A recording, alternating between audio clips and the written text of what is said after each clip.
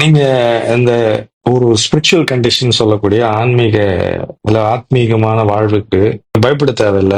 இல்லாட்டி இந்த கண்டிஷன் கரெக்டா ரைட்டா, நான் இருக்கிற கண்டிஷன் ரைட்டா தப்பான்லாம் பயப்பட ஒண்ணும் வேண்டிய அவசியம் இல்லை. எப்பயுமே இந்த விளையாட்டு, இந்த ஸ்பிரிச்சுவல் விளையாட்டு, ஆத்மீக விளையாட்டு அவைலபிளா தான் இருக்கு. அது பெருசா ஒன்றும் கொண்டாட தேவையில்ல, இல்ல வருத்தப்படவும் தேவையில்ல. எப்பயுமே அவைலபிளா தான் இருக்கு. ஒரே ஒரு விஷயம் என்னன்னா, இப்ப இருக்கிற நீங்க கண்டிஷன்ல நீங்க லவ் பண்ணால் ஒழிய நீங்க இந்த கண்டிஷன் மேல போக முடியாது.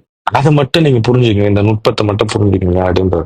எந்த ஆத்மீக லெவல்ல எந்த லெவல்ல வேணாலும் இருங்க, எங்க வேணாலும் இருங்க, எப்படினாலுமே தெரிஞ்சிருங்க, தெரியாம இருங்க, புரிஞ்சிருங்க, புரியாம இருங்க. ஆனா இப்போ இந்த க்ஷணத்துல உங்களுக்கு ஒரு வாய்ப்பு, சாய்ஸ் இருக்கு. உங்களுடைய வாழ்வில எக்ஸ்பேன்ஷன் ஆவறதுக்கு, இல்லாட்டி கன்ட்ராக்ஷன் ஆகுது. அதாவது விரிந்து இருப்பதற்கும் சுருங்கி இருப்பதற்கும் முதல்ல நம்ம சொன்னோம் இல்லையா, எனர்ஜி பீயிங்காகவும் ஸ்பேஸ் பீயிங்காகவும் இருப்பதற்கோ இல்லாட்டி மாஸ் பீயிங்கா இருக்கிறதா. மாஸ் பீயிங் என்பது நான் எனதுன்றது, ஸ்பேஸ் பீயிங்ன்றது நானே எல்லாம் என்பது. நானே எல்லாம்னா அந்த பிரபஞ்சமே நான் என்ற நிலையில இருப்பது. அந்த நிலையில நீங்க புரிஞ்சுக்கிட்டீங்கன்னா, அந்த சாய்ஸை புரிஞ்சுக்கிட்டீங்கன்னா, இந்த க்ஷணத்துல இருந்து நீங்க ஸ்டார்ட் பண்ணலாம் அந்த சாய்ஸ்ல எங்க போறது அப்படின்னு.